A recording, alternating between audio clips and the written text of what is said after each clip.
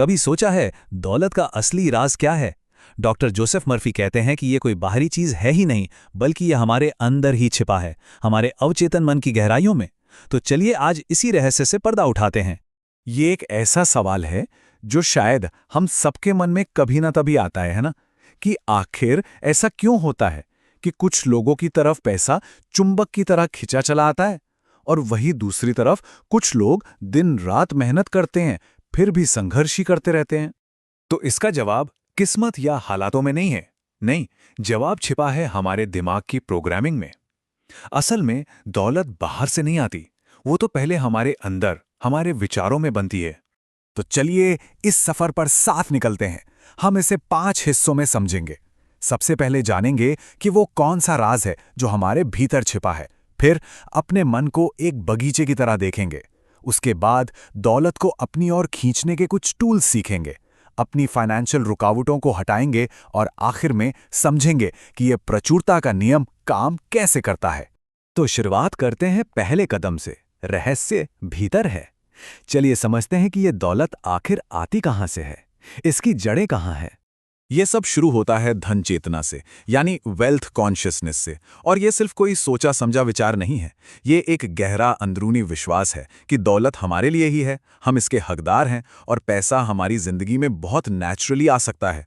मतलब पैसा कमाने से भी पहले अमीर महसूस करना जरूरी है। अब आते हैं दूसरे कदम पर। हमारा मन एक बगीचे की तरह है। ये एक बहुत ही कमाल का उदाहरण है जिससे ये समझना आसान हो जाता है कि हमारा दिमाग काम कैसे करता है। सोचिए कि हमारा दिमाग एक उपजाऊ जमीन है। अब इस जमीन में हम जो भी बीज बोएंगे फसल तो उसी की उगेगी, है ना।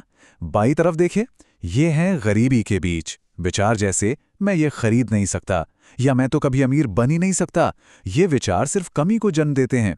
और अब दाईं ओर देखिए, ये हैं दौलत के बीज। विचार जैसे पैसा मेरी तरफ बहकर आता है या अरे मौके तो हर तरफ हैं। ये सोच अपने आप समृद्धि को खींचती है। ठीक है, तो अब तीसरा कदम, दौलत को आकर्षित करने के औजार। अब जब हम थ्योरी समझ गए हैं तो प्रैक्टिकल पर आते हैं।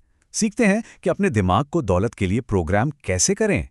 इसके लिए हमारे पास 4 बहुत ही पावरफुल टूल्स हैं। पहला है शब्दों की ताकत, यानी एफर्मेशंस, जो हमारे विश्वासों को बदल सकते हैं। दूसरा है विजुअलाइजेशन, यानी मन में तस्वीर बनाना, जो सपनों को हकीकत का रूप देता है। तीसरा है कृतज्ञता का जादू, एक ऐसा चुंबक जो और खींचता है। और चौथा, सोने से ठीक पहले का वो कीमती समय जब हमारा दिमाग नई चीजों को अपनाने के लिए सबसे ज्यादा तैयार होता है। हमारे शब्द हमारी दुनिया बनाते हैं, सच में। तो पहला स्टेप, मैं कंगाल हूं या मेरे पास पैसे नहीं हैं, इन जैसे वाक्यों को अपनी डिक्शनरी से ही निकाल फेंकिए। दूसरा स्टेप, इसकी जगह पर कुछ कंस्ट्रक्टिव बोलिए, जैसे मैं अपनी इनकम बढ़ाने के नए नए तरीके खोज रहा हूं।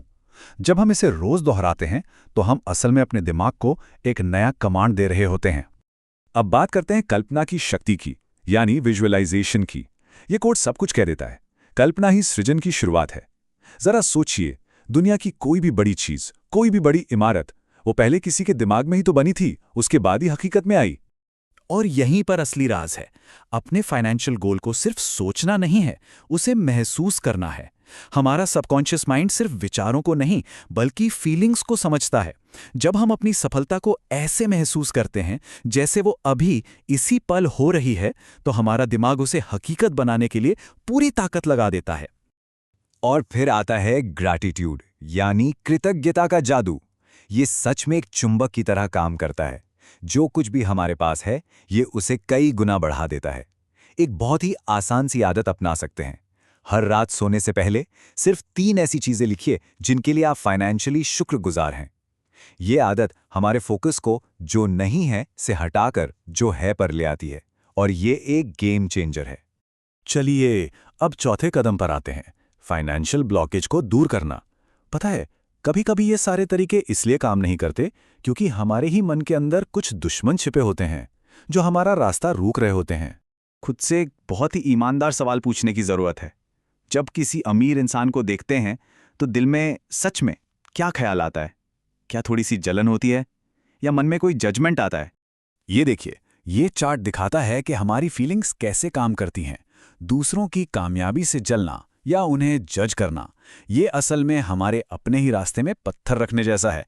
लेकिन जब हम किसी और की सफलता देखकर दिल से उनके लिए अच्छा सोचते हैं तो हम अनजाने में अपने लिए भी कामयाबी के दरवाजे खोल रहे होते हैं।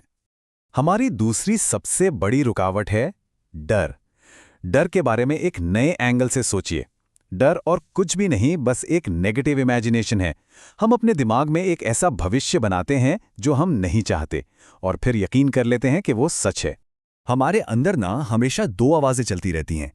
एक है डर की आवाज़ जो फुसफुसाती है, क्या होगा अगर फेल हो गए तो, क्या होगा अगर सब कुछ खो दिया तो।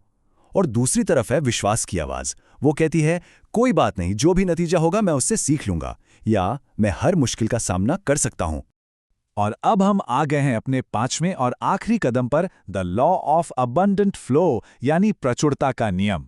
देखिए, ये सिर्फ एक बार पैसा पाने के बारे में नहीं है, ये है अपनी जिंदगी में दौलत का एक लगातार बहाव बनाने के बारे में। जिंदगी एक नदी की तरह है और पैसा भी एक एनर्जी है जो बहती रहती है। इस बहाव को बनाए रखने के 3 सिंपल स्टेप्स हैं। पहला, खुले दिल से दीजिए, चाहे वो समय हो, नॉलेज हो या पैसा। दूसरा, जब कुछ वापस मिले तो उसे बिना किसी गिल्ट के शुक्रगुजारी के साथ अपनाइए। और तीसरा, इस साइकिल को चलने दीजिए। एक बात हमेशा याद रखिए, ठहरा हुआ पानी खराब हो जाता है, लेकिन बहता हुआ पानी हमेशा ताज़ा रहता है। तो ये पूरा सफर दिखता कैसा है? ये शुरू होता है एक हल्की फुल्की इच्छा से कि काश और पैसे होते। फिर ये एक क्लियर गोल में बदलता है, जैसे मैं 1 साल में अपनी इनकम डबल करूंगा। इसके बाद आता है अटूट विश्वास का स्टेज, और फिर आखिर में वो गोल हकीकत बन जाता है। जब गोल एकदम साफ होता है ना, तो सारी एनर्जी को एक सही दिशा मिल जाती है। तो इन सब का सार क्या है? सबसे बड़ी सीख ये है कि हमारी बाहर की दुनिया हमारे अंदर की दुनिया का ही एक रिफ्लेक्शन है, एक आईना है। अपनी फाइनेंशियल रियलिटी को बदलने की ताकत वो हमेशा से हमारे अंदर ही थी। जैसा कि डॉक्टर जोसेफ मर्फी ने कहा भी है, आपके दिमाग का कानून असल में विश्वास का ही कानून है। मतलब जिस चीज पर हम पूरे दिल से यकीन कर लेते हैं, हमारा सबकॉन्शियस माइंड उसे सच करने के लिए दिन रात एक कर देता है। हमारा अवचेतन मन तो बस अपने कमांड्स का इंतजार कर रहा है। तो सवाल बस इतना सा है कि आज से हम उसे कौन सा कमांड देना चुनते हैं, कमी का या समृद्धि का? ये चुनाव पूरी तरह से हमारा है।